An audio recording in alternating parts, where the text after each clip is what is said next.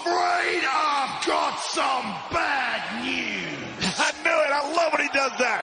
From San Francisco, California, weighing 248 pounds, Patterson. Pat just has a feel for this business like nobody else. This industry is emotion. It's controlling a crowd. It's how people are going to react, and it's getting that emotion out of them. And that's where Pat's greatest talent lies, is he feels it from the crowd, and he feels that emotion and where they're going to go.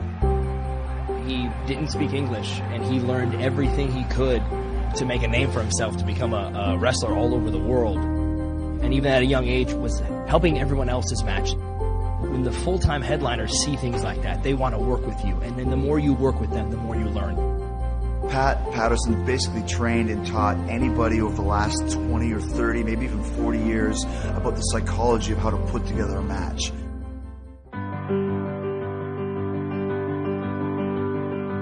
He said this very many times, we're friends, but he goes, I don't care that we're friends. I don't want to be your friend. I care about the business, and I care about what's great and what's special. And he's always trying to help me out, and that's why he does what he does. 90% of what I know about putting together a match is from Pat. Pat's impact is felt in all of those guys and so many greats of this business. His impact in this business will be felt long after he's gone.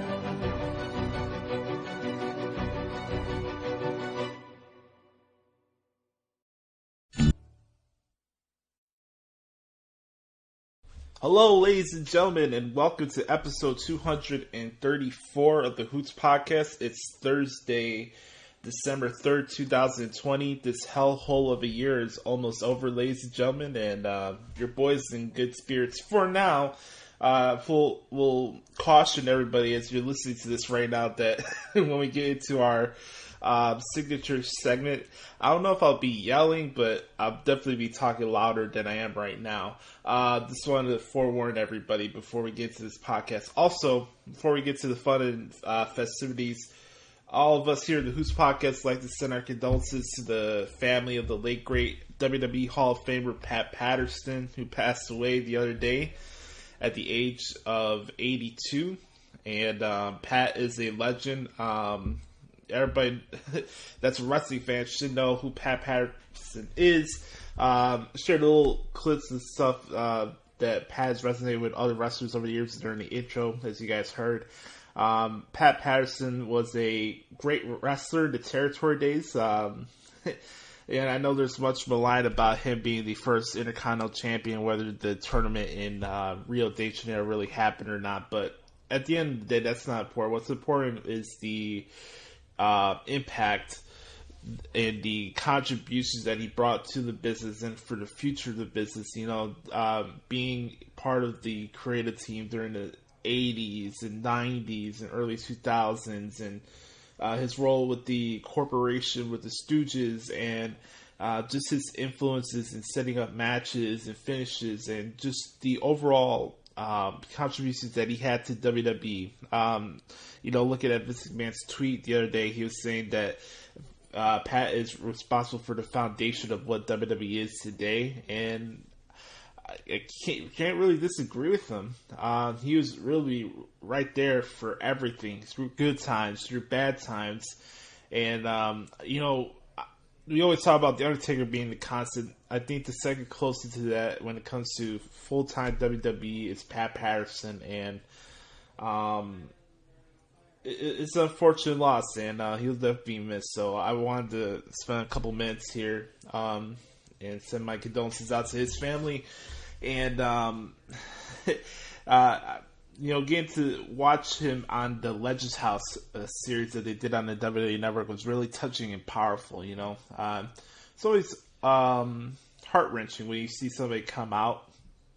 You know, just the bravery and courage it takes for somebody to do something like that. While I'm not part of that community, I have nothing against that community. It's just really heartwarming, and you know, seeing his emotion when that happened, and he was holding that info within for so many years, and How they end the show with him singing My Way from Frank Sinatra was really emotional as well.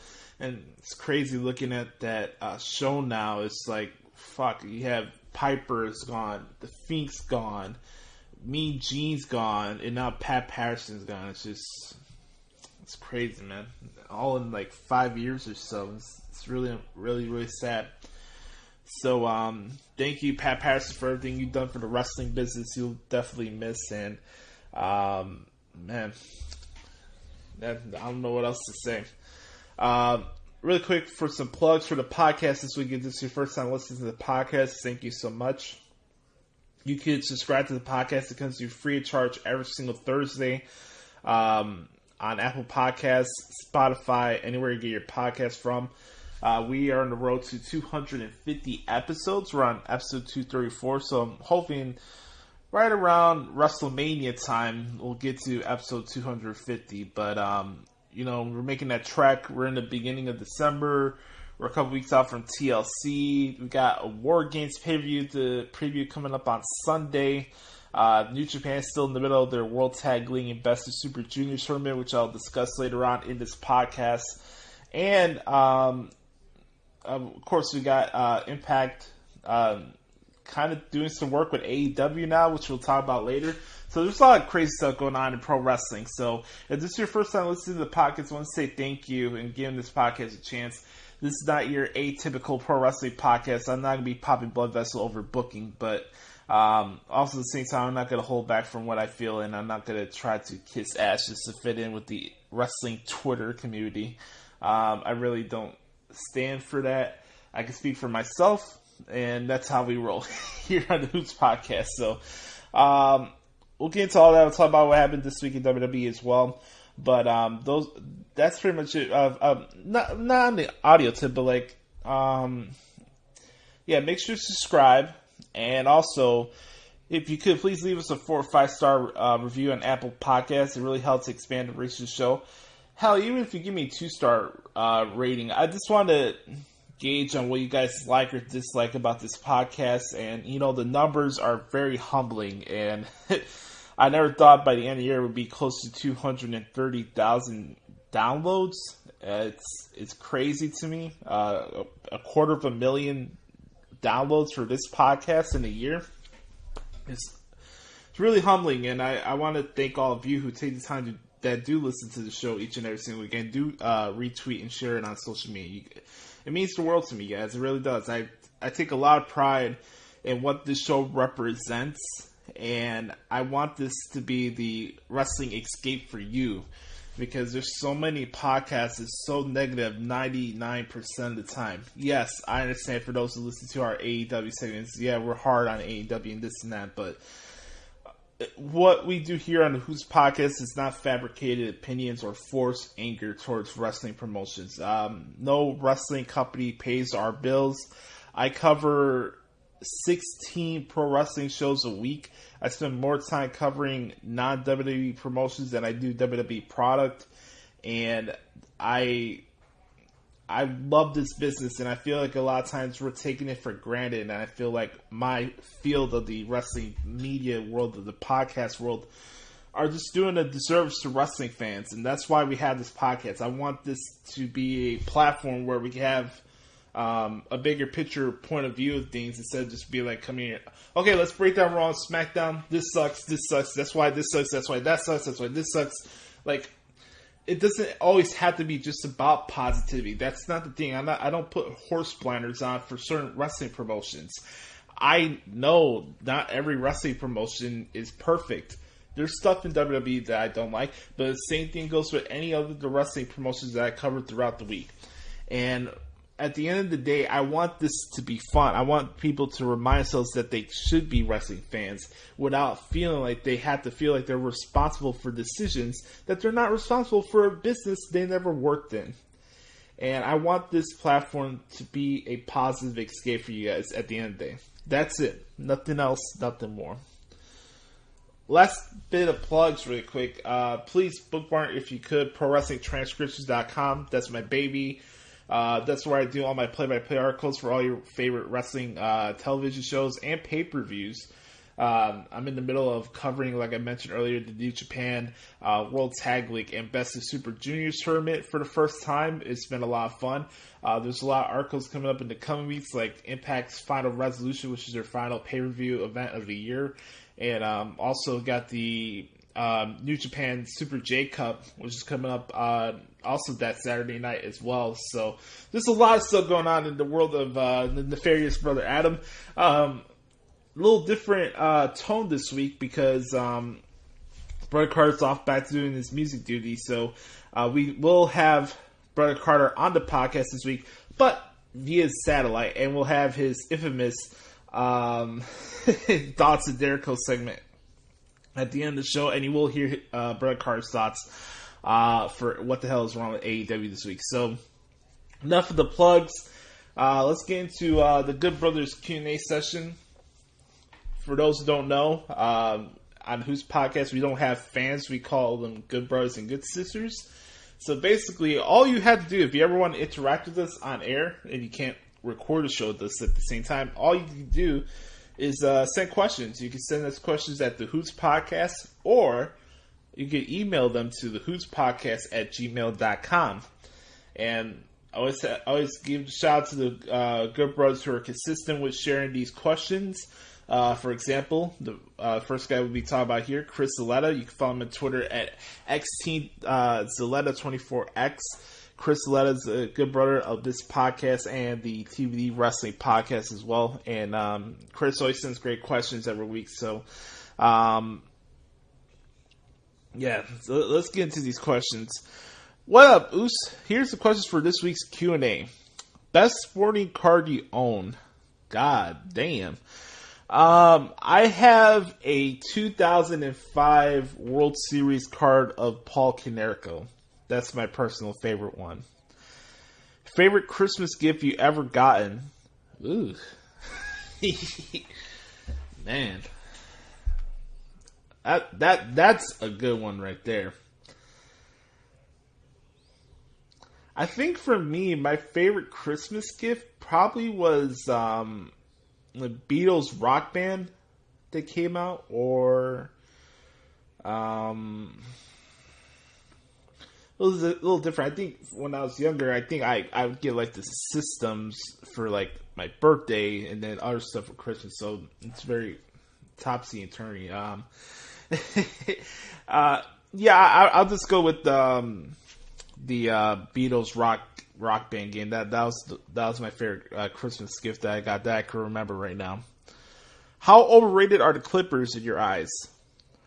Well, I didn't think they were overrated before last season in the NBA. I am one of those basketball fans that don't believe in super teams. I don't think that you need to stack 4 or 5 All-Stars just to classify yourself as a good team. It's an indictment on the organizations that they can't develop players, and it's also an indictment on the athletes for a competitive point of view. At the root of my soul, I am a competitive person. I am driven by proving people wrong. I'm just one of those people, and it just takes the competitive drive and spirit in me when I see all these people hopping on the LeBron bandwagon, or the big three in Miami, and just this era of basketball in general is just not for me. I don't enjoy it.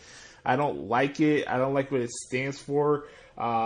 It's just not fun. So I wouldn't say they're overrated, but hey, man, like these are not going well right now. So I guess Kawhi is regretting leaving Toronto now. How about that?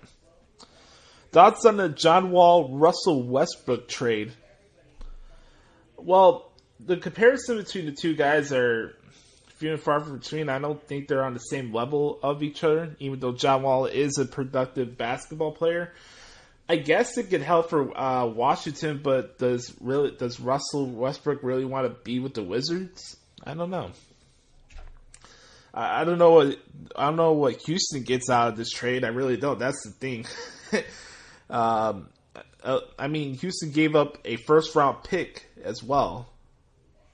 No, Washington gave away a first-round pick, too. So, I just thought it was a bad deal for both teams, to be honest with you, Chris. I love Russell Westbrook because of that competitive fire, but I don't think Washington is the team for him, to be honest with you. Your expectations / thoughts with Sting with AEW. Well, Chris, I'm going to answer that question and what the hell is wrong with AEW this week, alright, bud? Next question. Are you sick of the King Corbin gimmick? No, I'm not. I'm not, because King Corbin is the king of SmackDown. I'm a big King Corbin fan. I like what he does. I think he's undervalued and underappreciated by today's wrestling audience just for the way he wrestles and how he conducts himself as a heel. Yeah, it's a little different for a guy to come out to virtual screens with a crown and a cape on. I could get that from a visual point of view. But from my point of view, I like King Corbin and what he brings to the WWE. So no, I wouldn't say that I'm sick of him.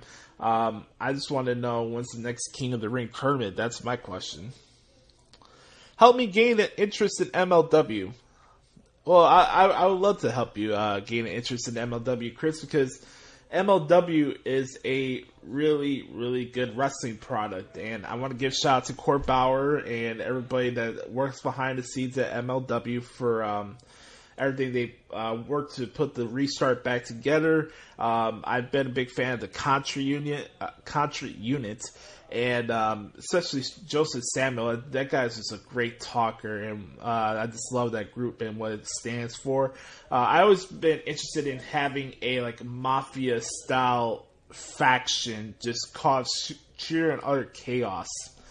This has happened with NWO and different type of factions over the years and spooky stuff like the Dark Order, but something more legitimate, more realistic like Contra Unit is just a faction that I don't think it's something that's been tapped into over the years with wrestling.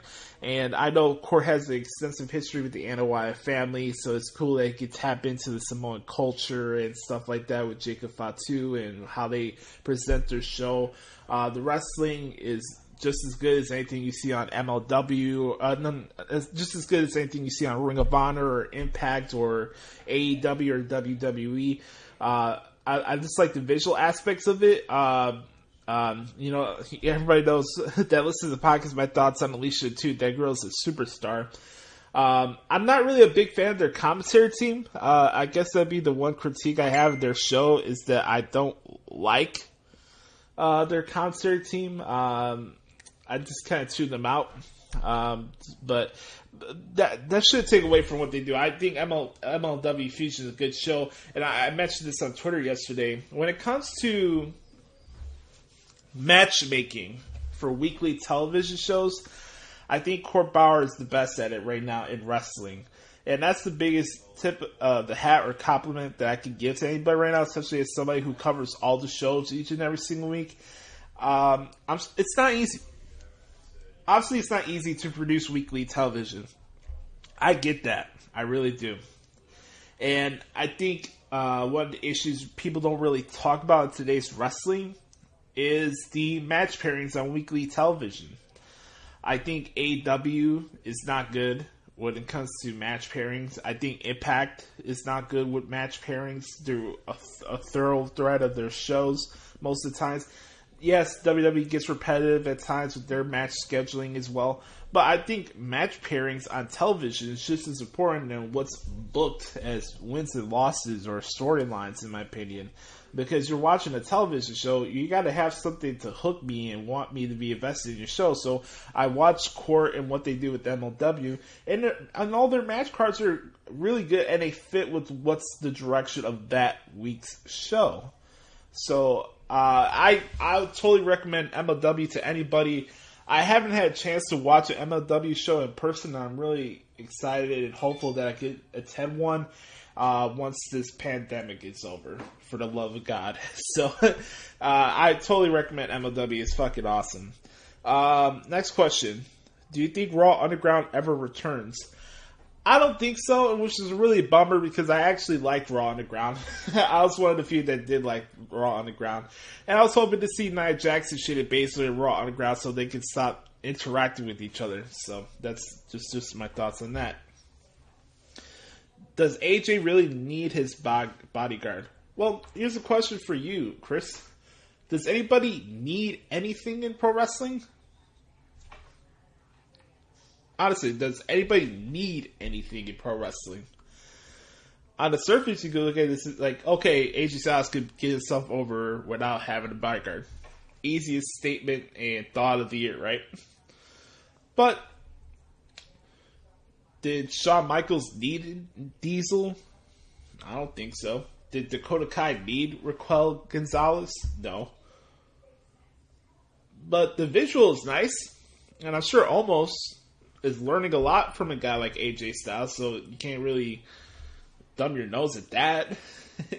It does follow along with the fact that AJ, and a lot of times, he has a lot of false bravado for his on-screen character, and he has Omos there to back him up, because as much as AJ Styles, yes, he is one of the best wrestlers in the world, and a lot of times when he's a heel, he's definitely a lot more of a chicken shit heel in WWE than he was in TNA, so I get the pairing with him in Omos. It's a little different at first. I was trying to get adjusted to it, but it really doesn't take away from what AJ Styles does at the end of the day, because at the end of the day, AJ Styles is still one of the best performers in the world.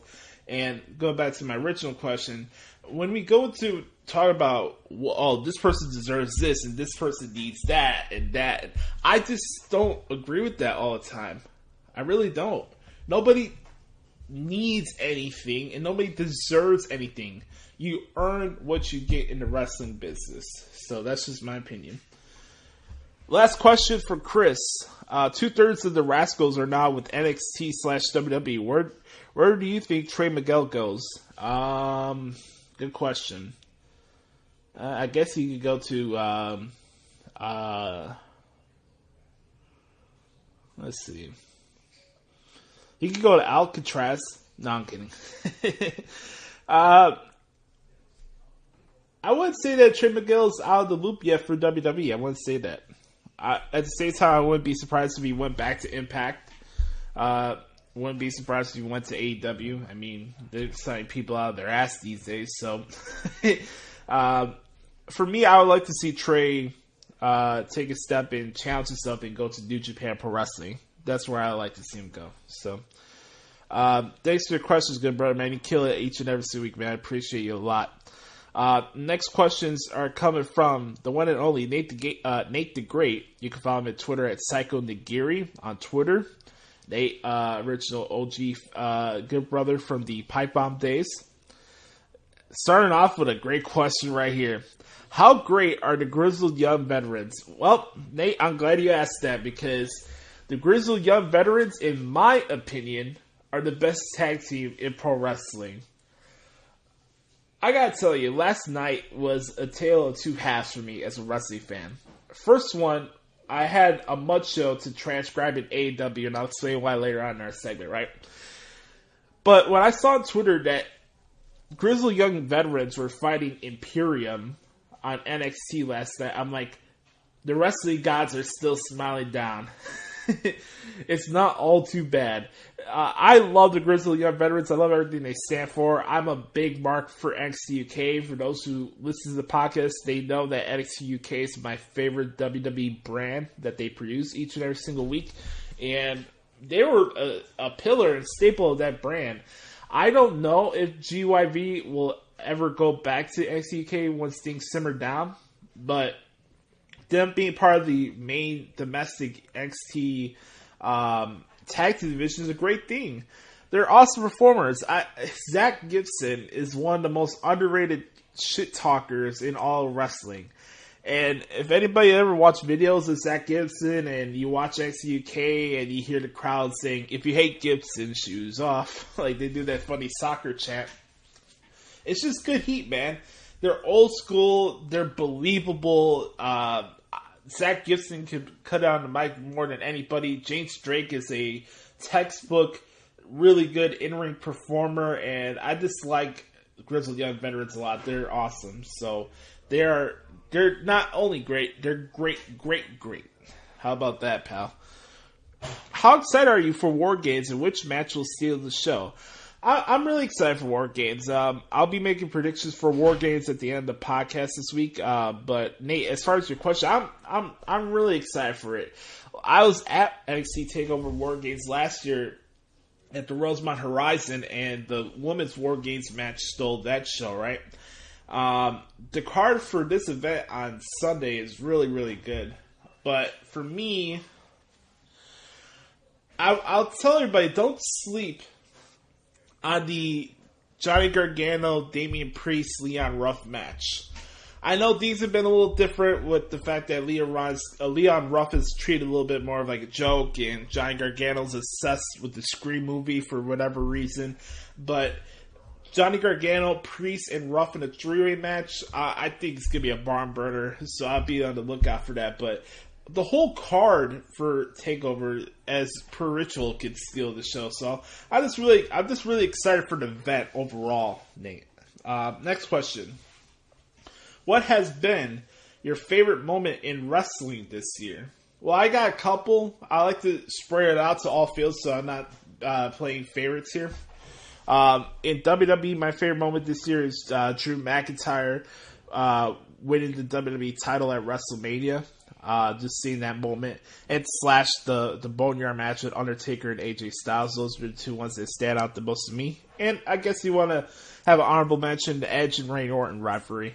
In Impact, my favorite moments were Rich Swann becoming the Impact World Champion, and there's some other good matches on Impact that I can't literal off right now, but New Japan, I thought Wrestle King this year was a major success. The G1, seeing Ibushi win the G1 was special this year. New Japan's been on fire this year, even though they took a break during the first stage of the quarantine era.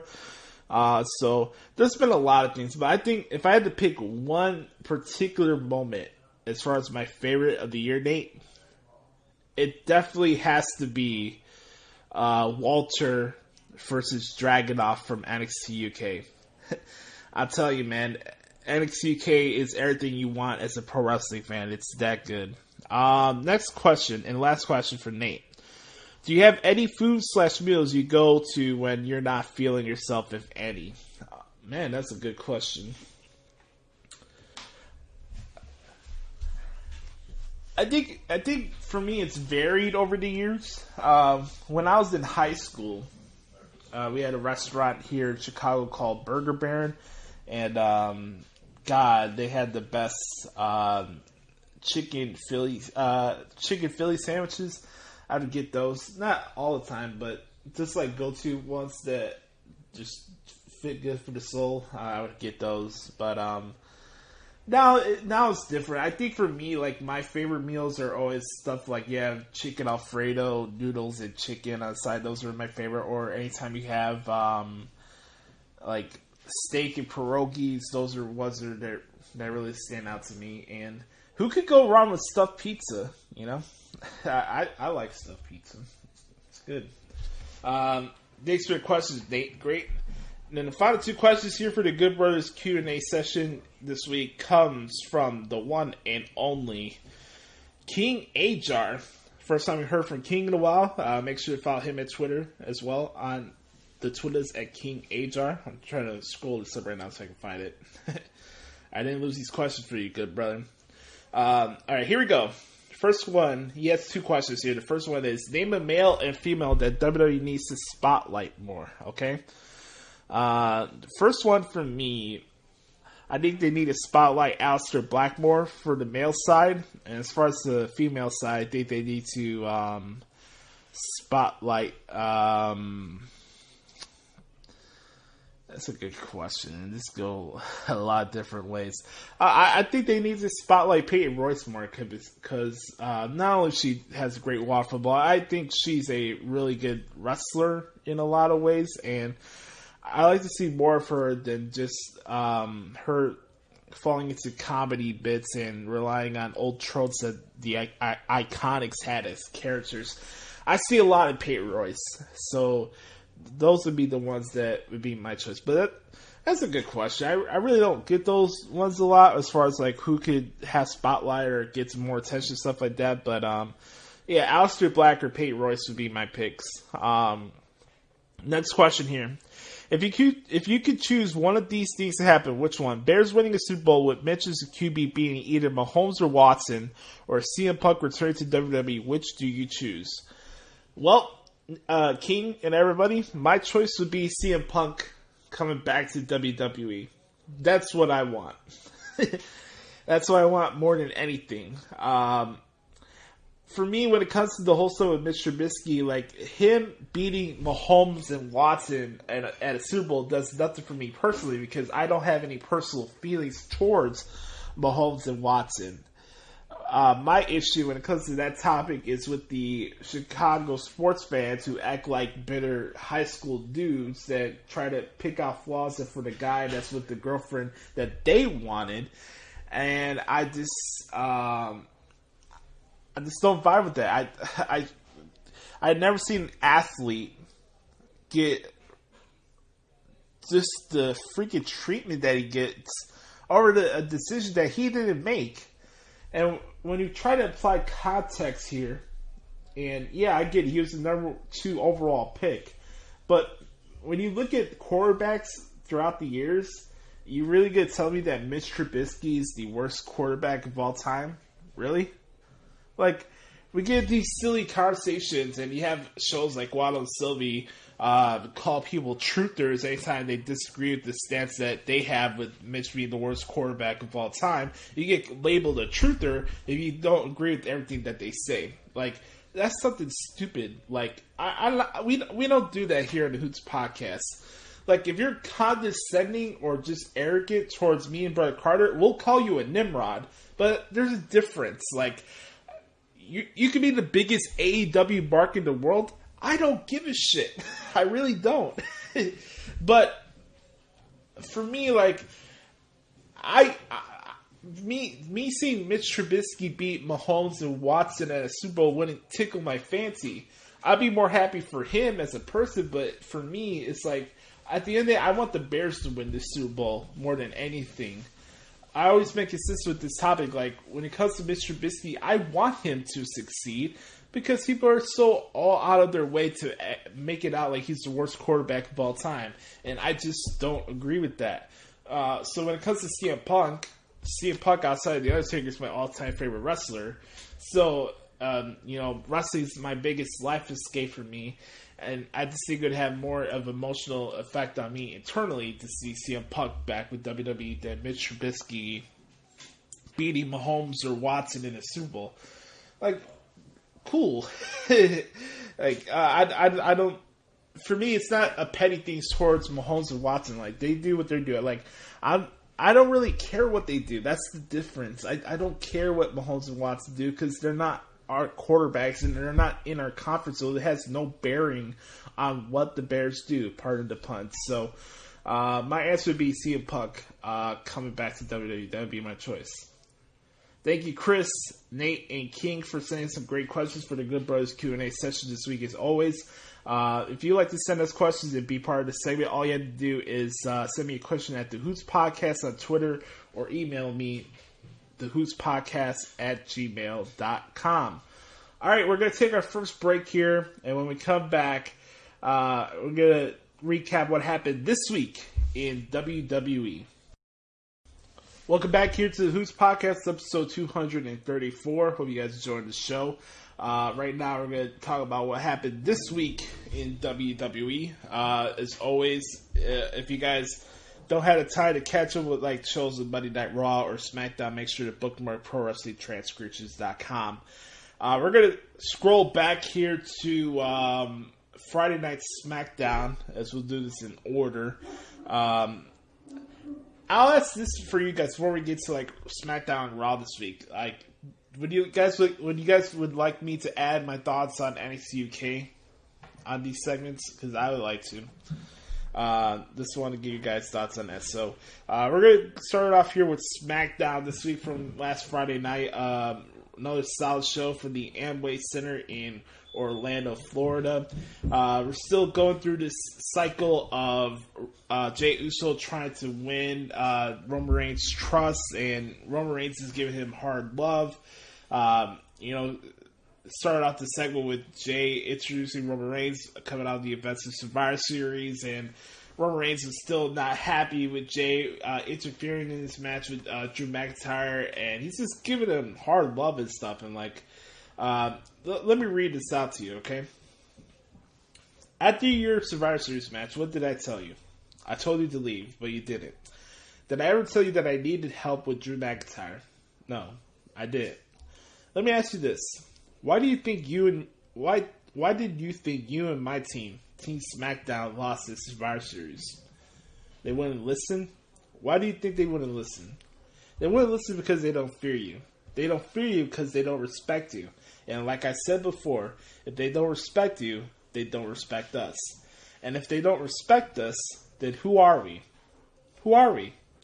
If I'm not the head of the table, then you must think I'm some wannabe bitch in the locker room begging for Thanksgiving leftovers. Is that who I am? If that's who I am, then who are you? If people look at me like that, then how do they look at you? How do your sons look at you? How does your entire family look at you? Is that how you look at me? To you, in your eyes, do you look at me like I'm some bitch in the locker room begging for Thanksgiving leftovers? Is that who I am to you? Is that how you feel about me? Because that's how you're making me feel through your failures. And I don't like how you're making me feel. Dude's just like shredding him on worldwide television when he helped him beat Drew McIntyre in Survivor Series. I thought it was awesome. So that took Jey in a whirlwind, and he just started tagging people throughout the night. We had Daniel Bryan tearing up with Sami Zayn, and I gotta say this, I'm really hoping this is not the case, but I feel like WWE's starting to turn Sami Zayn into Toriano, but just less ridiculous. I really hope that's not the case, because now it's like every match has to do with Sami Zayn trying to get himself counted out or trying to have people tied up to the beams of the rings. And it's cool when he did that at the Clash of Champions here, where he clipped Jeff Hardy's ear to the ladder and stuff like that, but I don't want to see that every single week. Sami Zayn's still a good wrestler to the fact that he can still finish people off with his finishing moves. He doesn't have to win by count out each and every single week. So anyways, my point was, Sami Zayn had an awesome match with Daniel Bryan, but Sami Yano brought Daniel Bryan to the backstage area to lure him to get himself counted out. What we did know was that Jey Uso was beating up Daniel Bryan in the gorilla position. Kevin Owens intervened. Kevin Owens called out Roman Reigns during the show, so that led to Kevin Owens fighting Jey Uso in the main event. Really solid match. Jey Uso eventually got himself disqualified. He thought he was just going to beat up Kevin Owens just to prove a point to Roman Reigns. Owens turned the tables on Jey Uso. Jey Uso got mollywopped, basically. And Kevin Owens challenged Roman Reigns, so it looks like Kevin Owens will be the next guy to take on the head of the table, the tribal chief Roman Reigns at TLC. And you guys know how I feel about KO, man. That's my favorite current WWE superstar, and that guy is the freaking man. So Roman Reigns versus Kevin Owens, sign me up, man. Take my money. I'm all for that.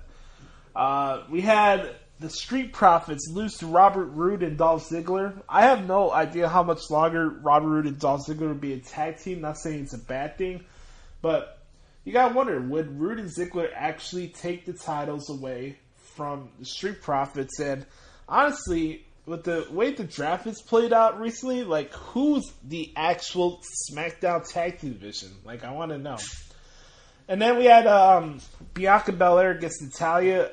As far as how short the match was, I thought this match was really, really good. Just the match layout of it. Bianca Belair did beat Natalya, and it looks like Bianca will have a feud with Bayley in the coming weeks, which is fine by me. And then, like I mentioned, the main event, what went down with Roman Reigns and Kevin Owens, I just thought that was dope. So I'm recording this on a Thursday, so I'm really excited to see the follow-up to this on SmackDown tomorrow night. It should be very interesting. I'm all for this. It's gonna be awesome. And then let's transition a little bit to Monday Night Raw.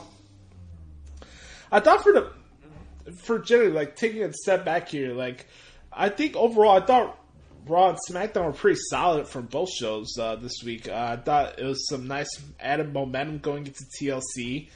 We had matches that have consequences to it, like the triple threat match. We had Keith Lee against AJ Styles and Matt Riddle in a triple threat match. Winner would fight Drew McIntyre for the WWE title at TLC. AJ Styles won that match. For the first time ever, it'll be Drew McIntyre versus AJ Styles at TLC. And you look at that match on paper, that's going to be fucking dope. That is going to be awesome. Speaking of awesome, my favorite segment of the week for WWE this week was Randy Orton and Alexa Bliss. Randy Orton was the guest on A Moment of Bliss on Monday Night Raw, and this is a little bit of what went down in that segment. Here you go. Bliss, I've known Bray Wyatt a long time. I know him very, very well. But The Fiend, I haven't been formally introduced yet. But you have, haven't you? Mm-hmm. That's right. He's actually one of my best friends. You know what? You know what the truth is? The Fiend and I actually have a lot in common. We really do. The Fiend and I have a lot in common. But the one main difference, Bliss, is that all his pain, all his suffering, he wears it on his exterior for everybody to see. All my pain, all my suffering, I keep it bottled up. I suppress it. I tuck it away deep down inside my gut so that I can blend in. Now the voices, I hear voices, and the Fiend hears voices too. Another similarity. But the voices that the Fiend hear, they're mine. Well, that's not what he told me. See, what he told me was... He didn't tell you everything. He didn't tell you everything about me. You see, he didn't tell you years ago that I had to make a choice. I had to figure out what Bray Wyatt's weakness was, what Bray Wyatt's vulnerability was. And I found that vulnerability, and I burned it to the ground. So now, I know what I need to do. I need to find the Fiend's weakness. I need to find the Fiend's vulnerability. And you know what?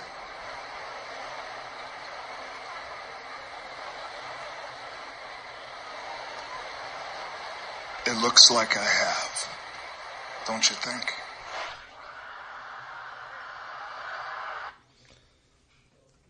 How cool is that, huh?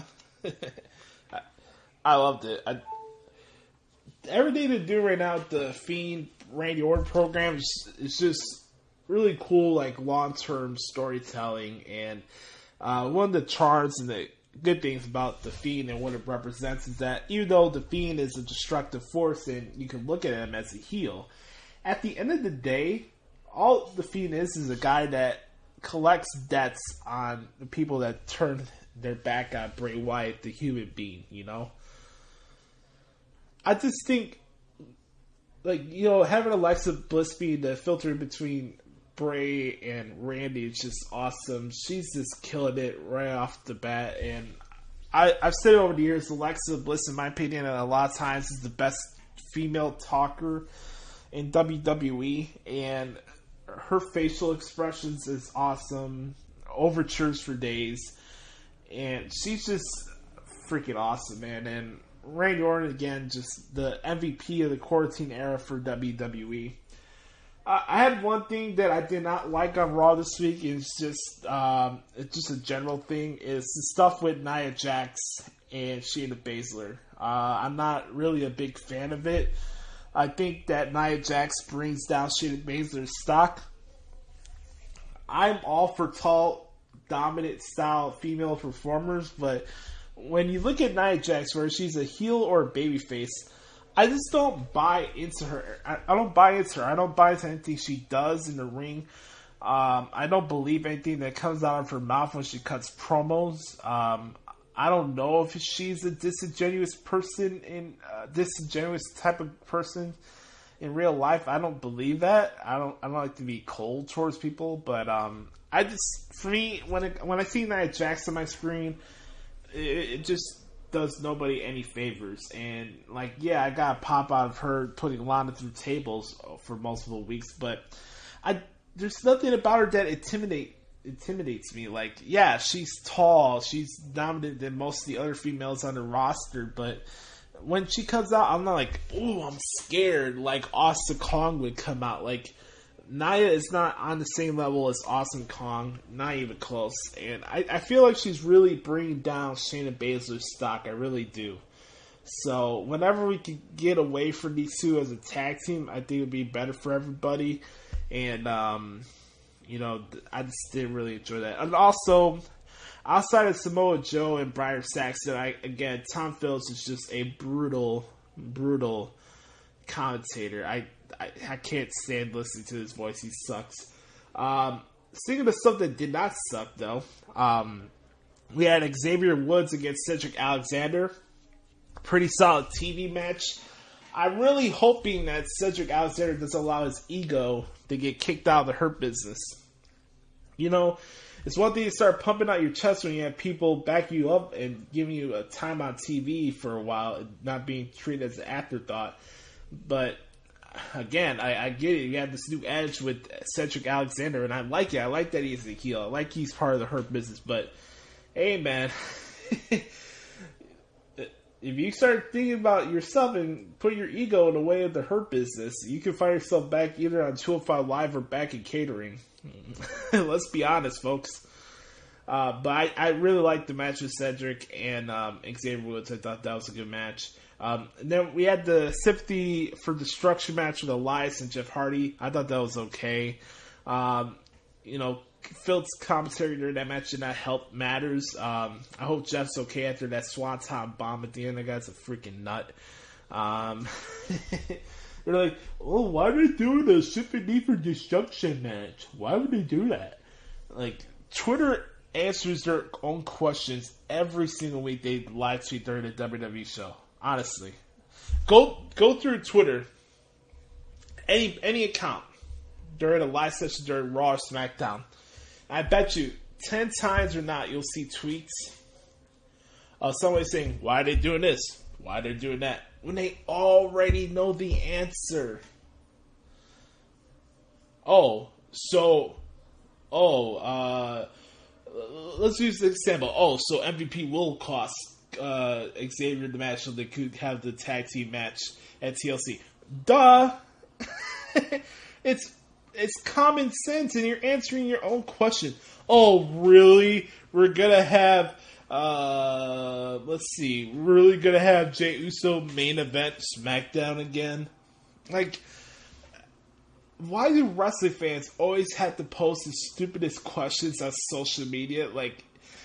I've never seen a fan base of entertainment go out of their way to point out stuff that they already know the answers to. They come up with the most obvious statements.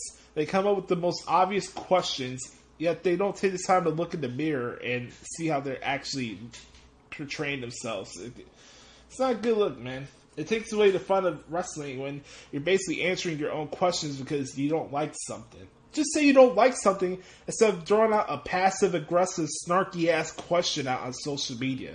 For the love of God. And then, we had the main event. I really want to get into this as we wrap up this week in WWE.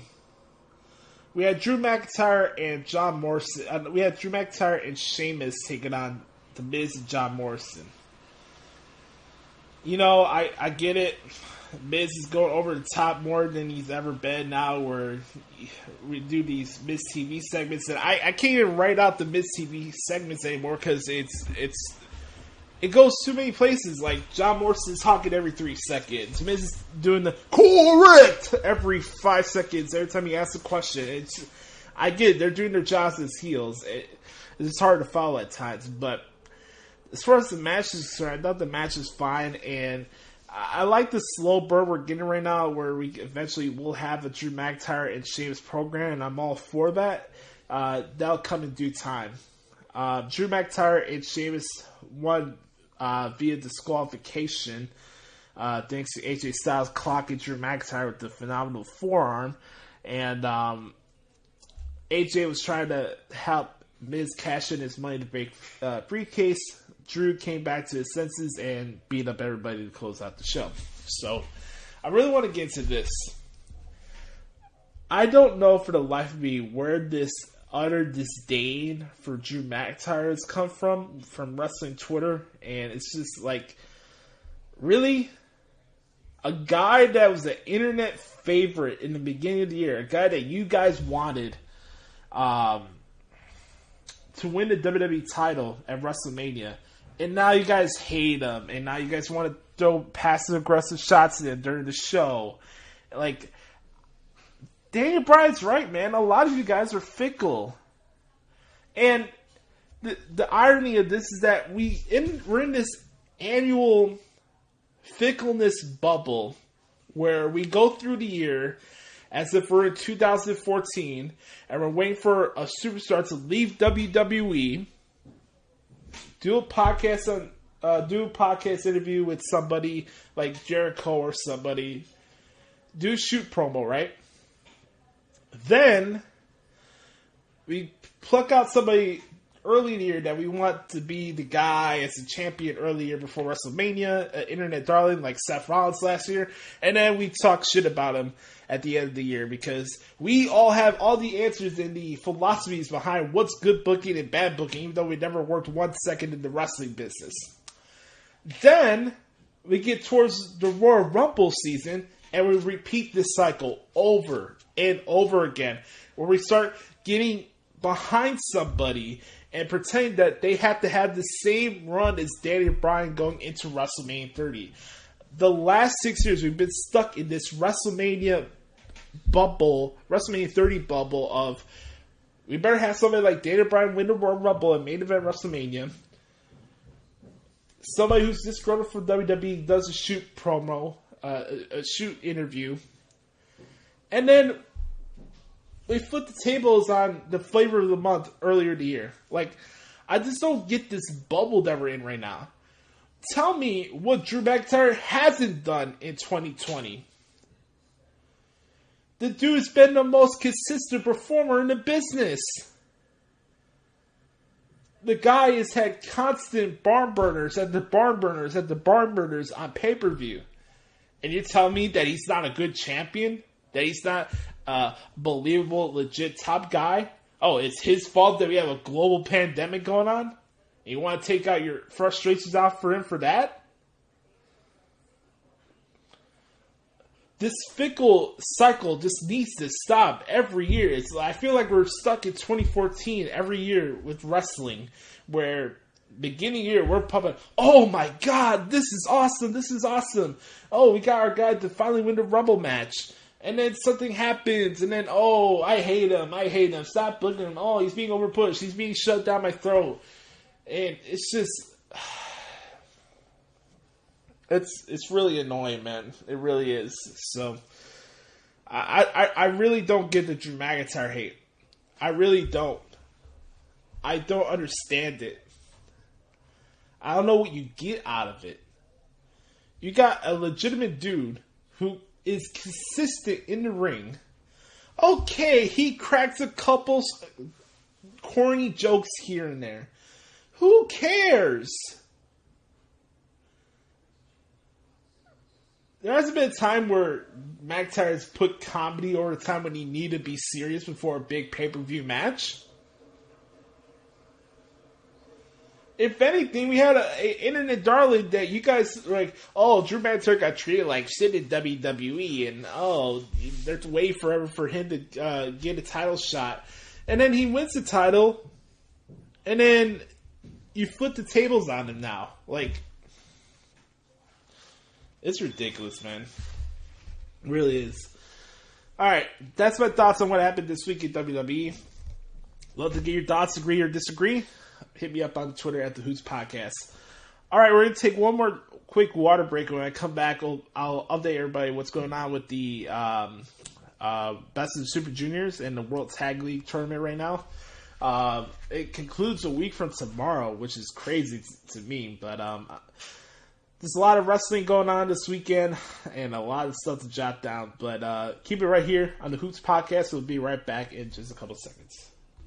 Howdy, everybody. Back here in the Hoots Podcast, ready to update everybody what's going on with the World of New Japan Pro Wrestling as we're on the middle of the World Tag League / Best of the Super Juniors tournament tour. As you guys see all of the articles on the website, I just want to give everybody an update on the standings and as far as matches that stood out to me so far in this tour. Let's start off with the Best of the Super Juniors. Right now, standing in first place is a four-way tie for 10 points.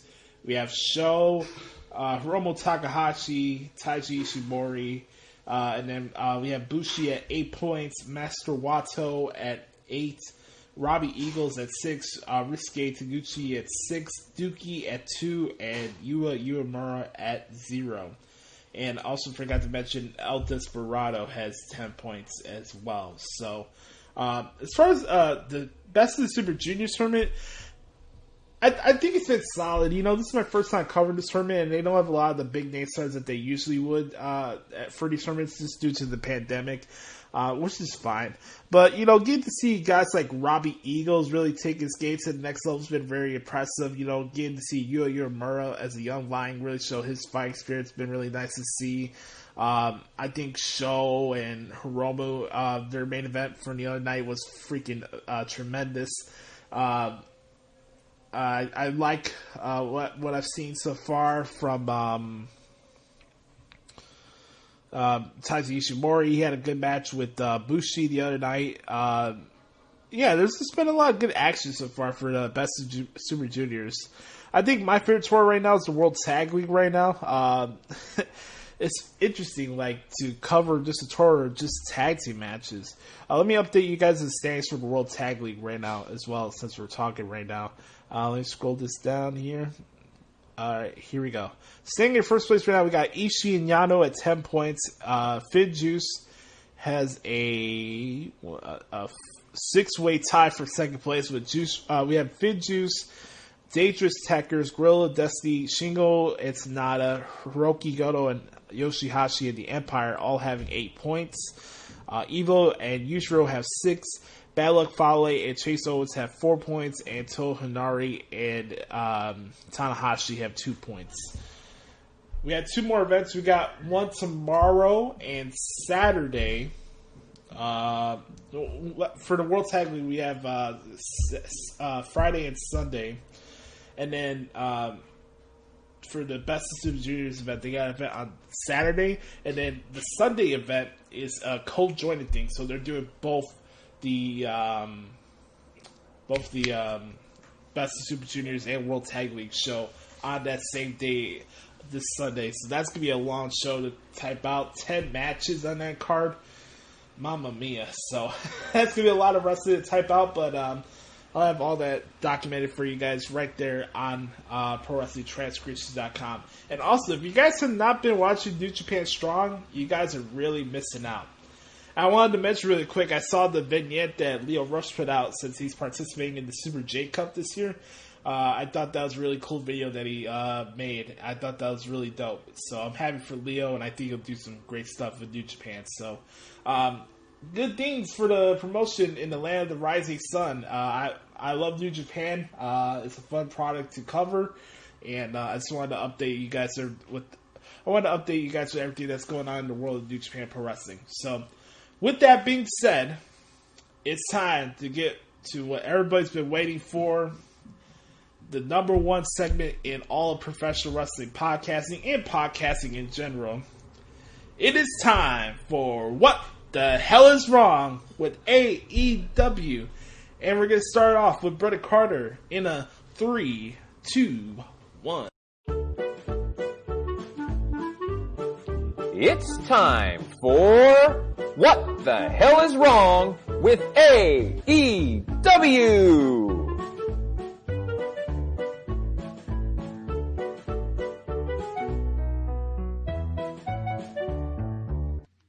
What the hell is wrong with AEW? Okay. Usually, I can find something that I like about the show. Multiple things that I like about the show each week. Usually I can do that. Ladies and gentlemen, this is without a doubt. From the moment I started watching Dynamite over a year ago, without a doubt, this has been the worst episode of Dynamite in the history of AEW. Not even close. And this was supposed to be their big Winter is Coming huge show.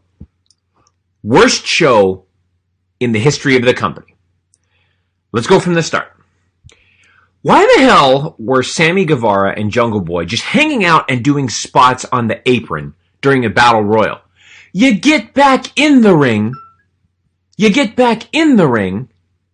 And then you go out and you eliminate the other person. Like, it's really not that complicated how a battle royal works. But they had to go out and do spots for that stupid ass spot monkey junkie Tony Khan. Like, oh, this is what attracts people here. It's ridiculous. So, and now we're getting MJF versus Orange Cassidy. Fine, I guess. So this is this battle royal is for a ring that MJF has had for an entire year or something like that. I don't even get the concept. It's just ridiculous. It's so stupid. I can't even begin. Okay, speaking of stupid, I believe Excalibur just insulted the fans by calling them the Judas Children's Choir. Let's think about that for a moment. He just insinuated that the fans who, and I still think, despite what Josh says, Judas is still my favorite part of the show every week, but he just insulted them by calling them children. This is how awful Excalibur and the entire commentary team of AEW is. It's, once again, they're degrading the fans. They have no idea what the hell they're doing. They don't know how to segue from segment to segment. They have no idea what's going on in the format of the show. It's so stupid. It's absolutely ridiculous. Chris Jericho is a former shell of himself. He needs to give it up. He can't wrestle. He can't work. He doesn't. His whole angle with the Inner Circle is ridiculous. Now, so what we're saying is, out of nowhere, the Inner Circle could break up because of a slight disagreement, and they're going to break up forever after this stupid ass segment next week that they're going to have another roundtable discussion. Why? The Inner Circle is stupid. They need to break up. Chris Jericho has relegated once again. Now, we're going to get to this more later, but Chris Jericho is just a former WWE guy where he's trying to get one more huge payday from a wrestling mark, and before this company goes out of business in 3 years, which is it's going to happen. It's going to happen, and we're going to get to that here in a minute. Why exactly did Aubrey Edwards allow blatant interference? AEW randomly changes the rules when they feel like it. Like, think about it. She blatantly allowed the interference that was happening on the outside during this match with Kazarian. And, just we're going to attack each other. And it's fine. No big deal. We won't admonish them. We'll just look at them and go, hey, you can't do that. It's absolutely ridiculous. The referee was... Then, the referee was distracted, but Chris Jericho still made it to the bottom rope. Then Kazarian randomly broke the hold. That's not what heels and faces do. It's supposed to be the other way around, where the heels distract the referee, and then, then there's some shenanigans happen, and then the heel gets out of it. Not that the heels distract the referee, then the heel legally gets to the ropes to break the hold, and then the face breaks the hold. What the fuck was that? Terrible match, terrible segment. The Young Bucks can't cut a promo, and now Hybrid 2 and this team called The Acclaimed, which I've never heard of. Apparently they're on AEW Dark. Even though the Young Bucks acted like heels in their promo, but they're saved by two faces in SCU. I don't know what's going on with the Bucks of Youth. They can't cut a promo. Their in-ring ability, I still like them in the ring, but they can't cut a promo. They continue to bring the show down every single week. It's awful. There's a very weird sequence to end the Britt Baker-Layla Hirsch match. I like Layla Hirsch. I think that she has some potential. But there's a very weird segment to end the match with her. And why haven't we seen Britt Baker on television in more than 3 weeks? She's the best part of the women's division of AEW. And, and she did fine in the ring. I actually enjoyed their match. But their ending made no sense with Reba getting involved, and then there's just a weird sequence to end the match. So I thought that was absolutely stupid. Okay. Where do I want to go next? Oh, I know what to do. I'm going to wrap up the rest of the show, and then we're going to talk about the two biggest things that came out of the show. Kenny Omega's facts were better this week, but what's the deal with North Carolina? He's not from North Carolina. He's from Winnipeg. Like, is this, like, I don't understand what the correlation to North Carolina is. It makes absolutely no sense to me. At least he didn't do anything with the Wrestling Observer newsletter, so I'll give him credit where that. So the facts were at least a little bit better this week, but again, I don't know what the deal with North Carolina is. Okay, so you get to the main event, right? Obviously, Kenny Omega wins the world title, which we're going to get to here in a second. Then Eddie Kingston randomly jumps on in the last 15 seconds of the show on the headset. Like, it ruined all of the momentum. It ruined the moment of the ending of the show and Kenny Omega winning the AEW World title. That made absolutely no sense to me. Why did he do that? Like, keep Kingston off the show. Let the moment happen.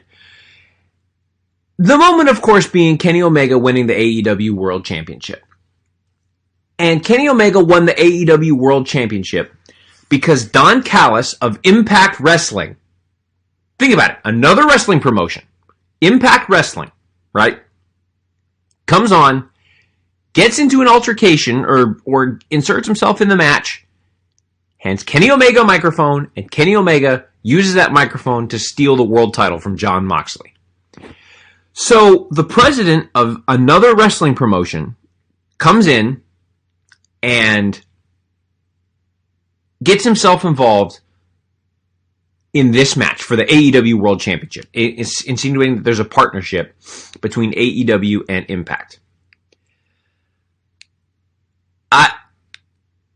I don't know what to say about this.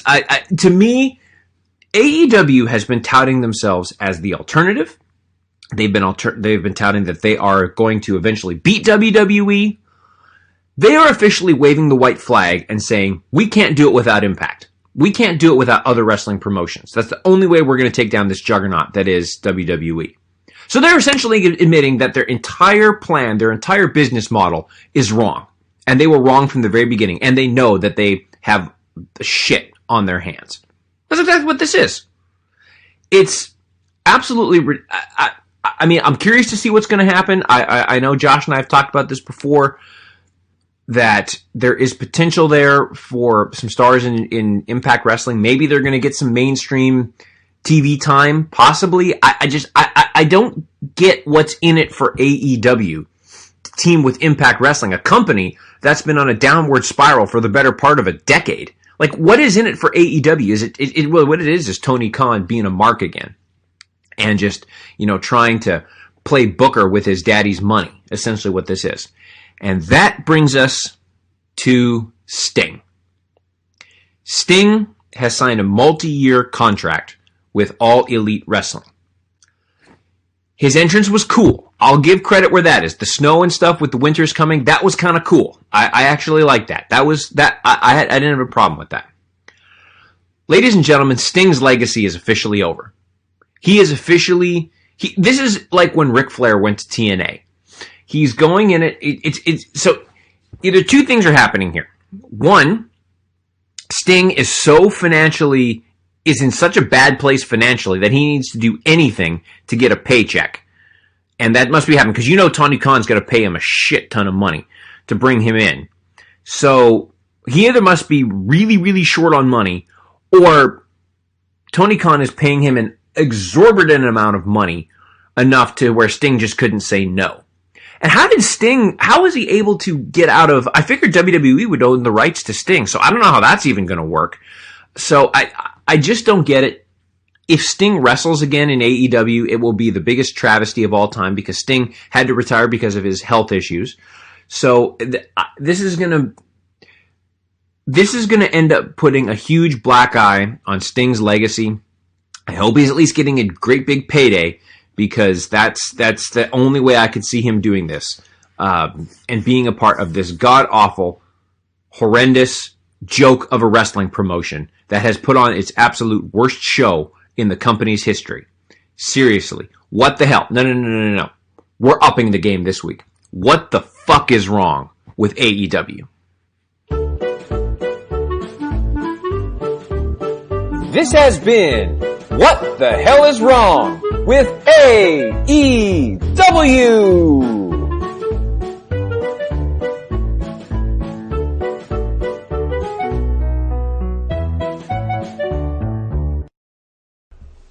Thank you very much, Rickard, for your submission. As always, appreciate you, good brother. You are the man. Oh, boy.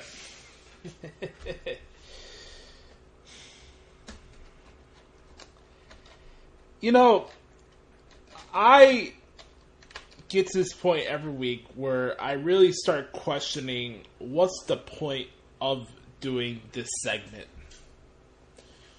What's the point of watching All Elite Wrestling? What is the point of sitting through 3-hour marathons of AEW Dark? I sit back here and I feel sometimes people think I hate AEW. While on a Wednesday night, I watch their show as a fan first and do the transcript later. So literally, I'm spending 5 hours on Dynamite every week for a show that I hate, right? For a company that I despise. I sit here and I think to myself, like, okay, this is the alternative that's supposed to ill every wrong that's wrong about today's modern wrestling, right? And I sit here and I think about that. And I think about what they've done in the last year.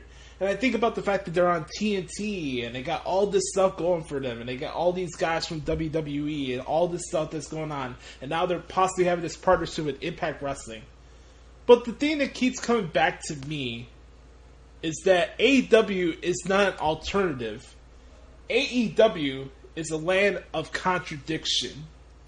AEW is a land of people talking out of both sides of their ass and don't know where they don't even know what their product is.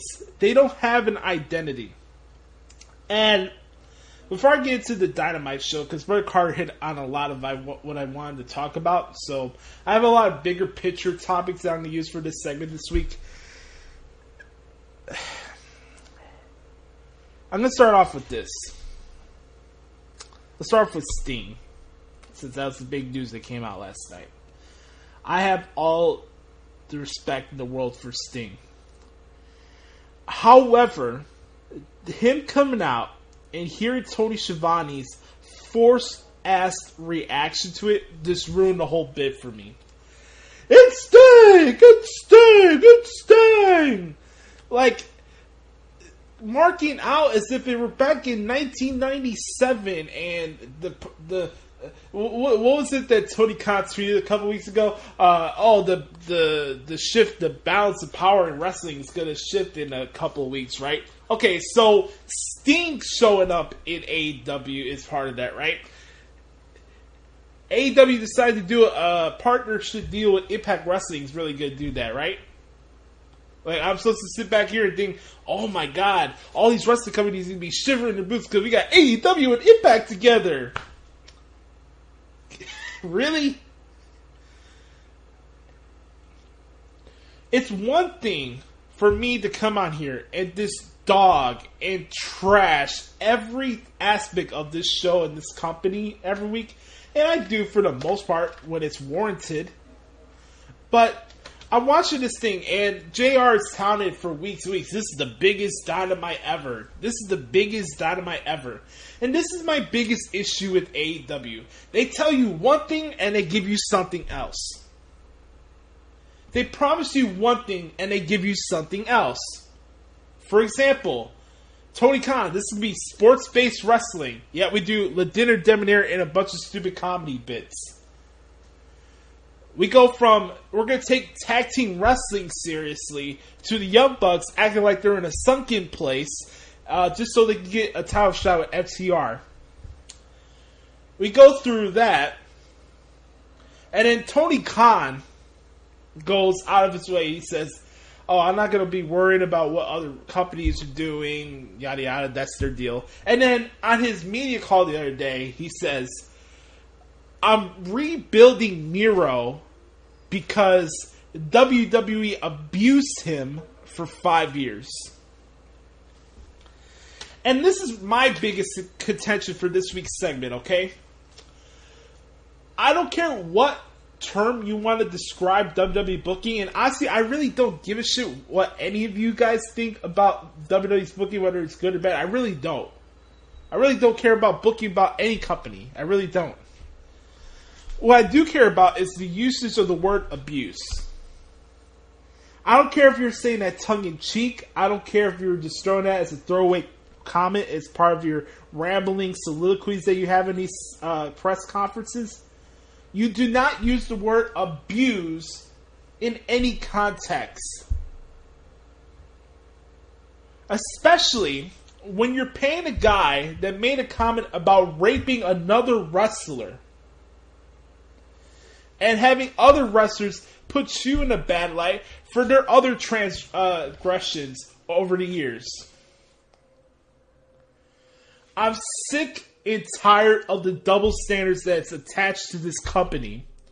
I'm sick and tired of sitting back here and seeing people just make excuses for shitty ass wrestling. I'm sick of the excuses. I'm sick of the double standards of, okay, this happened here, so we're just going to go on as if nothing's wrong, as if this is a new company. And then if this same thing happened in WWE, we're throwing the pitchforks and we're acting like the apocalypse is happening. I can't tell you, for the life of me, how ridiculous Tony Khan sounds every time he speaks. This jackass really had the nerve to tell Mike Johnson, oh, was I getting heat or was I creating buzz, when he made that whole bit promising the shift and balance and power tweet a couple weeks ago. This is what bothers me about Tony Khan. This false bravado that he has. Let's not forget that people in the world of soccer or football, analysts, I've heard this on Jim Cornette's podcast, so they played audio of this. They have TV analysts that poke fun at Tony Khan for how shitty of a general manager he is for his football club. Do I need to bring up what's going on with the Jacksonville Jaguars? So, this guy is clinging on to false praise from Dave Meltzer and Brian Alvarez for his wrestling company that tells you they're one thing, yet every time you watch their show, they're completely something else.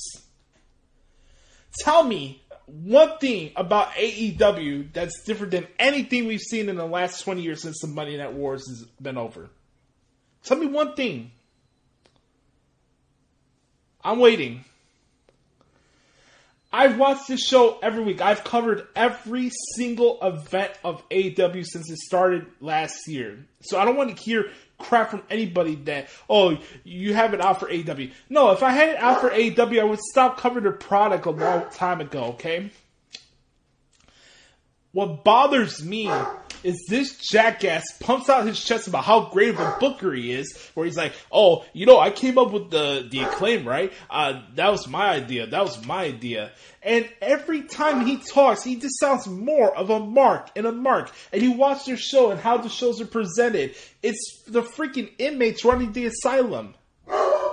How does a guy that doesn't even have more than a year experience in booking have any right to tell anybody that, oh, I'm rebuilding somebody?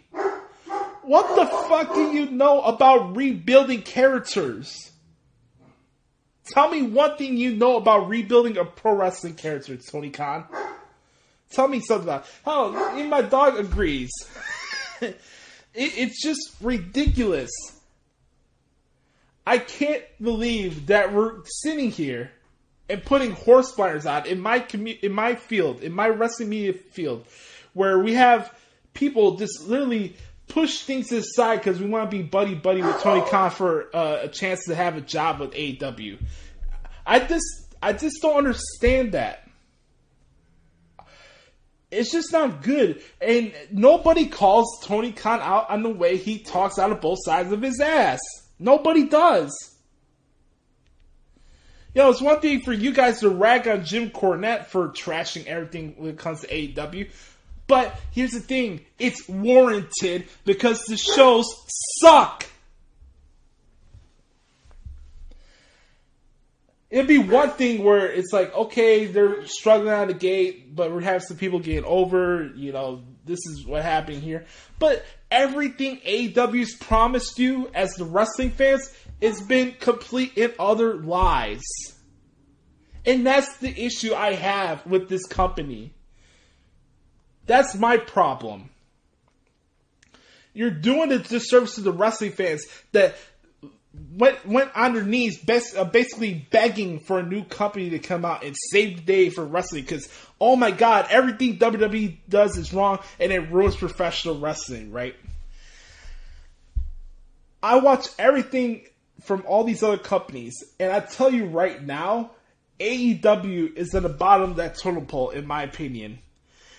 Their commentary sucks. Their match layouts make no sense. You still don't have an identity. Here we are. We have the show called Winter's Coming. Well, I watched the show last night and I couldn't tell if it was snow or shit out there. I'll start off with this. And again, going back to that comment about, WWE abused talents. I don't care what you think about booking. You do not use that word in context. We're going to hold other wrestling promotions at hostage for still keeping guys like Velveteen Dream and Lars Sullivan employed, but you're still pushing Sammy Guevara? I'm tired of the double standards. They call themselves All Elite Wrestling, but they want to be treated with kid gloves. I don't go out of my way to be like, I want AEW to suck. No, I don't. Do I get paid to cover their company? Yeah, I do. But I'll tell you right now, as the wrestling fan in me, I would not be watching their shows if this wasn't work for me. I feel like I waste my time every time watching their product. And this little deal of, they're now with Impact, is that really going to make a difference? You guys barely even talk about Impact on social media unless it's a pay-per-view show. I'm sick of the false bravado. This guy pumping out shit like he's some great wrestling mind. Just because you're a freaking 25-year plus subscriber to the Wrestling Observer. Who gives two F's about the Wrestling Observer? And if you mean to tell me that this is the company that stands for progressive thinking and booking that's not to assault your intelligence, and this would be the real change of real wrestling, where we're going to do things on our own terms and not be handled by corporations and stuff like that, it's just bullshit. They tell you one thing and they do something else.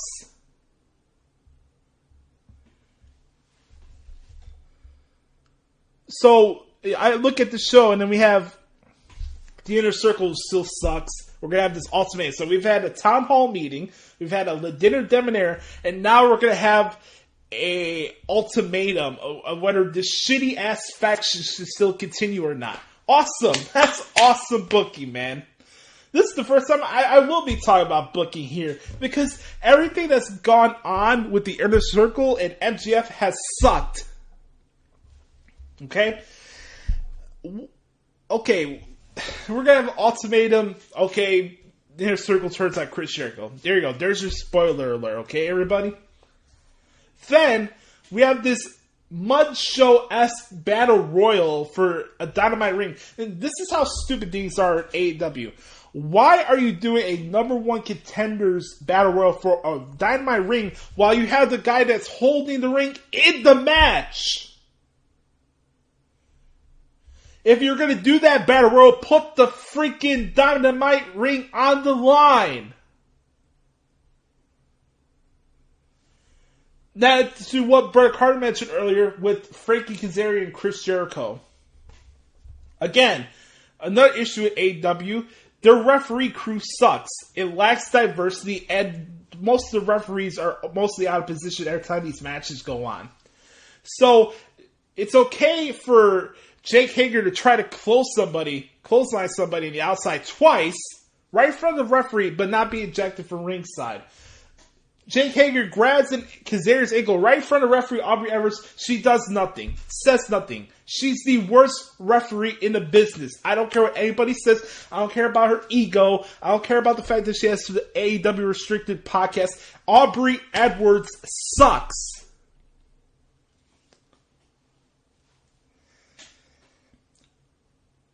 I'm at my wit's end with this freaking promotion, man. I really am. Because here's the thing. I take people by their word. And I can understand where things are progress and things have to take time to develop. I'm all for that. But when you insult my intelligence and that you're going to say one thing and do something else, I'm going to call you out for it. And we're building this big old thing with Chris Jericho and Kazarian the first time ever. Oh my god, this is going to be so special. Yeah, we got freaking interference all over the place. We have 8 people interfering in one match, and nobody's ejected from ringside. And then and here's another thing. Why is it with every Dynamite show, there's a shitty-ass post-match brawl? There was a brawl after the Dynamite Battle Royal. There was a brawl after the Jericho Kazarian match. There was a brawl after the Layla Hirsch-Britt Baker match, which was probably the only thing I liked on the show, by the way, last night. Layla Hirsch was really good. She's very talented. And then, Cody Rhodes and Darby Allin against T-Taz. Match is fine, but again, another sloppy brawl. And we have Arn Anderson out there brawling. And out comes Sting. And we're probably going to have Sting versus Cody Rhodes because Cody Rhodes has a goddamn Triple H complex.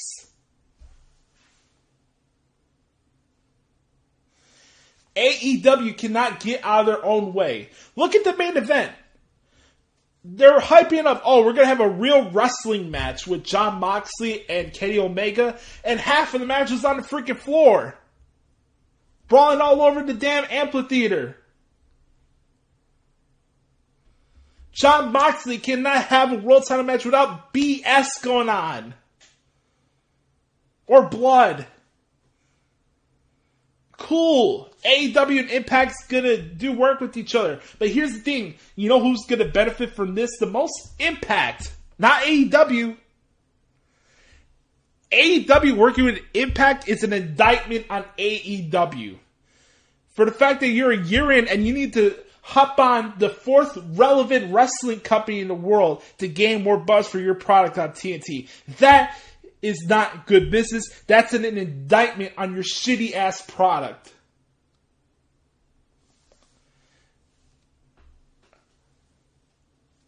I call a spade here.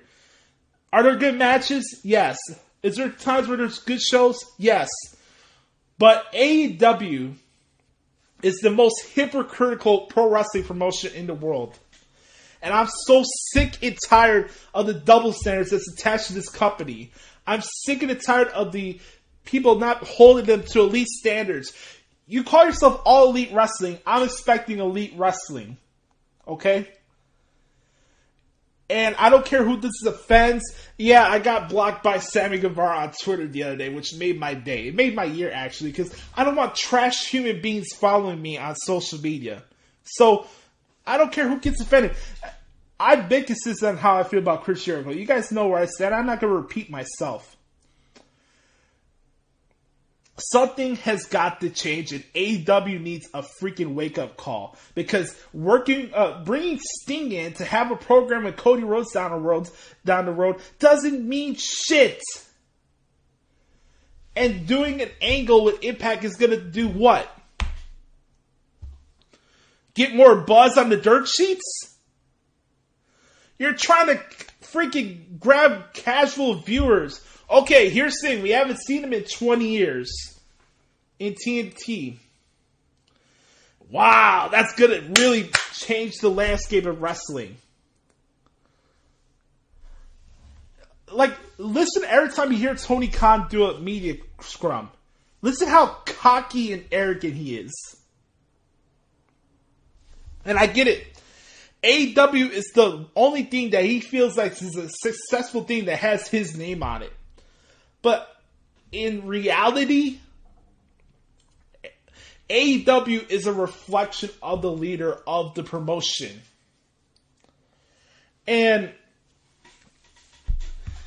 I'm not going to sit here and put horse blinders on for the fact that these shows get worse as the weeks go by.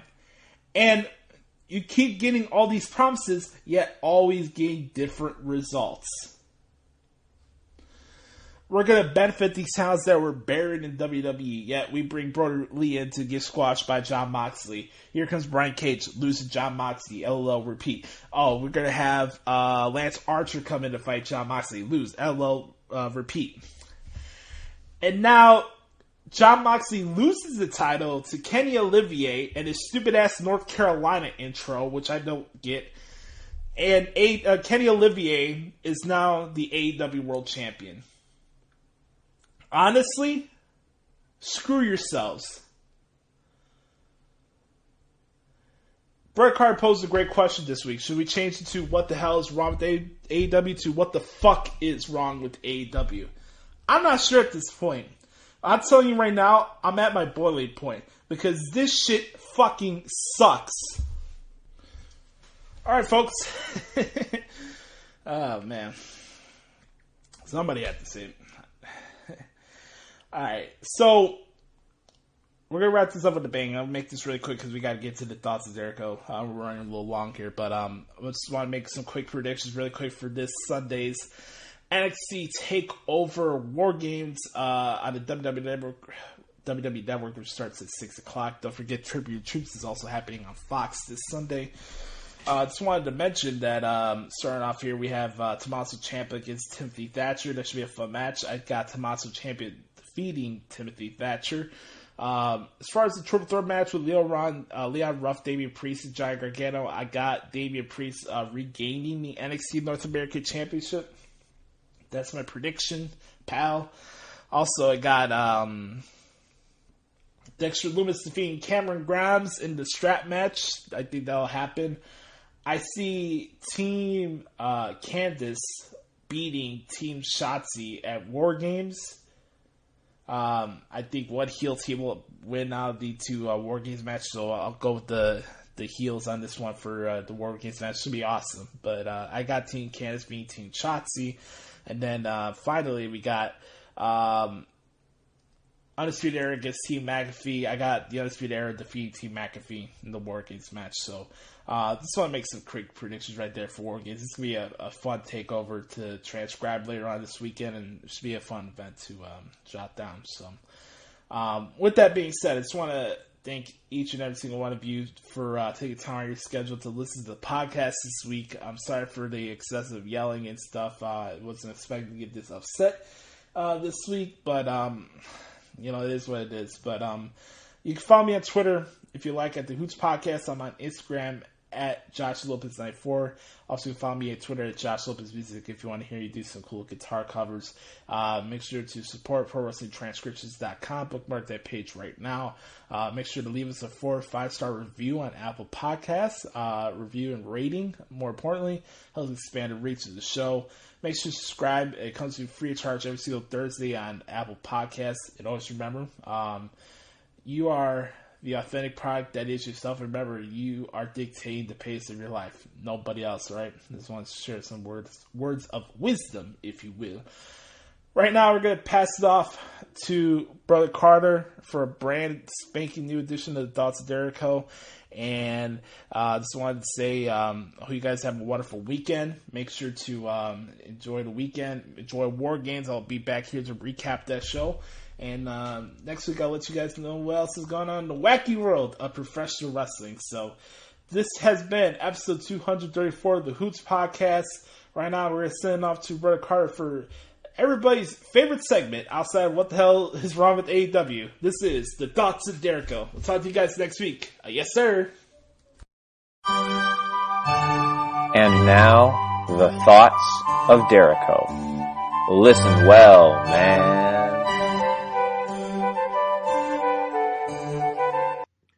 Welcome, welcome, one and all, to the segment that will never be stopped by a COVID shutdown. It is the Thoughts of Dericho, featuring the one, the only, Brother Carter. Before I begin this week, I'd like to take a moment to extend my deepest thoughts and condolences to the family of Patterson, who we lost this week. Truly one of the pioneers in the world of professional wrestling. Obviously, first Intercontinental Champion, creator of the Royal Rumble. Also, coming out as being a gay superstar was an incredibly historic moment in professional wrestling. So Pat Patterson, truly a trailblazer in every way, shape, or form. He will be sadly missed. Every report that I've read said that he was just well loved and revered backstage, and we will definitely miss him. So Pat, we love you, and we certainly wish all the best to him and his family during this difficult time. Okay. I just have a few things to say about SmackDown and Raw, and then we're going to get into my War Games predictions with War Games coming up this weekend. Should be an excellent show. Again, we'll get into that in just a moment. So again, just a few thoughts on SmackDown and Raw this week. Starting with SmackDown. So Jey Uso, for the fourth week in a row, is main eventing a show. It's unbelievable. Daniel Bryan, Kevin Owens, Drew McIntyre, and Kevin Owens again. So you can't tell me that him being around Roman Reigns has made him an absolute superstar. I think it's been great. I know Josh and I disagree on Jey Uso's main event ability, but I think that he's absolutely worthy of the main event spot. I hope he gets a singles run at some point, perhaps give him the U.S. title at some point, or the Intercontinental Championship. I think would be great. So, but I'm all in on just Jey Uso storyline. It's one of my favorite storylines in professional wrestling right now, and I absolutely love it. The other thing I thought was great this week was Billie Kay with her resume, with Corey Graves and Michael Cole. I thought that was absolutely hilarious. So that was terrific. With coming out and Michael Cole having a cut off to the camera. I thought that was hysterical. So I died laughing. I thought that was great. And I will say that Kevin Owens almost has me believing that he could take down Roman Reigns. I think he is the best choice right now to go against Roman Reigns from a psychological standpoint. So I actually think that's great, but he almost had me believing it because of how good Kevin Owens is. But again, I still think that the only real competitors and challengers to Roman Reigns are on Raw. But this is the best choice they could have go with. I think they're gonna have a great match at TLC, and we'll see what happens going into the Royal Rumble in January. But so overall, I enjoyed SmackDown this week. It'll be interesting to see what they do with the storylines going forward. Over on Raw, a potential feud with Randy Orton and the Fiend could be kind of cool, bringing back how Randy Orton burned down the Fiend's home. And it seems that the weakness of the Fiend is Alexa Bliss, which, what man has not been, what straight man has not at some point been wooed or coaxed by a woman? So it's a believable storyline, and we'll be very curious to see what happens with that. That could be kind of cool. Cedric Alexander working with the Hurt Business is the best thing that has ever happened to him, and I'm so glad he's getting that opportunity. The Hurt Business is one of the best wrestlers in the world right now. Their best faction in pro wrestling right now, no question. And what they've been doing week in, week out is absolutely terrific. Cedric Alexander is coming out of a shell, cut a great promo on Xavier Woods this week on Raw, and then had a great match with him. So I love the opportunity that Cedric Alexander is getting to work with the Hurt Business. I think it's great for his career, and I think it's great for the Hurt Business as well. Okay, please, WWE, or dear WWE, please, Call the members of Retribution by their names. When the mask came off of Mia Yim during her match with Dana Brooke, they still kept calling her Reckoning. And it's like, look, y'all, it's obviously Mia Yim. Just acknowledge it. Like, oh my God, that's Mia Yim. You know, you could do something. Like, I hate the T-bar and the slapjack and the Reckoning. It's stupid. Don't do that. Like, please, please, call them Shane Thorne. Call them Dio Madden. Dominic Dijakovic, Mia Yim. Like, that would be a bigger impact to me than calling them by their stupid names. So, I thought that was just kind of, it didn't make sense to me when the mask came off. Just like, acknowledge that it's Mia Yim. You remember a couple weeks ago, a referee was like, Mia, stop it. Mia, stop it. Like, it's clearly Mia Yim. Do something about it. Looks like we're getting AJ Styles versus Drew McIntyre. And I said a while ago, I think AJ Styles should be, once the draft happened, I think AJ Styles should be the next challenger for Drew McIntyre. I think that's a great choice. They're going to have a great match at TLC. And then it'll be interesting to see what happens going into the Royal Rumble into Mania season, who the challenger is going to be. So overall, enjoyed SmackDown and Raw this week. You've already given I already gave my thoughts on AEW this week. Worst show in the history of the company. Thought the tag match was good. I will say that. The Darby Allin, Cody Rhodes versus Will Hobbs and main event Ricky Starks. I thought that was a great match. So I enjoyed that. But other than that, the rest of the show was absolute dog shit.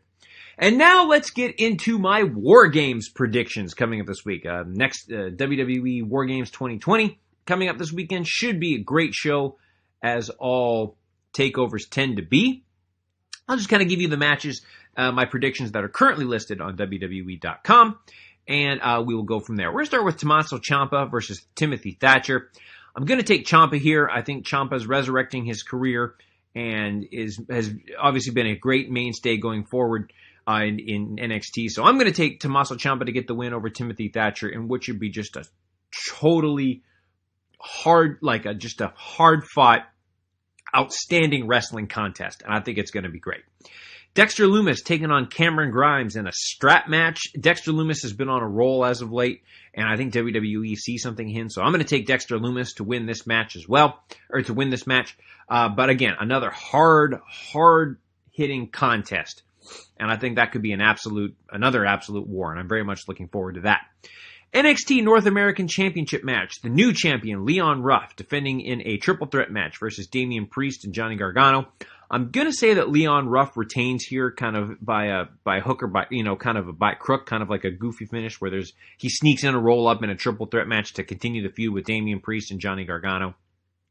I'm going to say that Leon Ruff gets the win here and then loses the title in his next singles match at whether it's the takeover before Royal Rumble or something in 2021. But I think that at the end of the night, Leon Ruff will still be your NXT North American champion.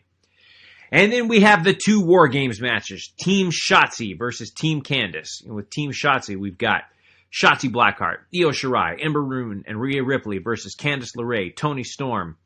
Let's see, Indy Hartwell, and is it Dakota Kai, I think it is? Yeah, Dakota Kai. Sorry. Did I get that right? Yeah. No, I'm sorry. Dakota Kai, Raquel Gonzalez, Ember Moon, Rhea Ripley. I believe that's right. But anyways, this is going to be great. I'm going to say that the heels get the win here. Candice LeRae gets the win here. And they're going to lead up to another. They're going to continue this feud with Shotzi Blackheart and Candice LeRae for the end of the year and then going into 2021.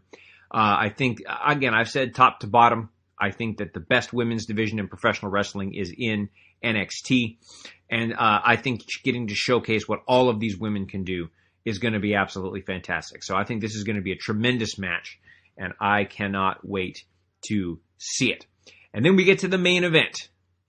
Pat McAfee, Pete Dunne, Oney Lorcan, and Danny Burch versus the Undisputed Era, Kyle O'Reilly, Bobby Fish, Roderick Strong, and Adam Cole, baby.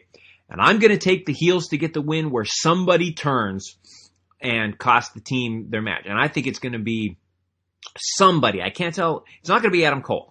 I think it's going to either be Kyle O'Reilly or Bobby Fish is going to turn on the Undisputed Era and join Pat McAfee's stable. It's hard to say. It's not going to be Adam Cole, but one of them is going to cost Adam Cole the victory. And I'm going to say that it's Kyle O'Reilly is going to make the turn. But one of them is going to turn and join Pat McAfee's stable. But I think this is going to be incredible.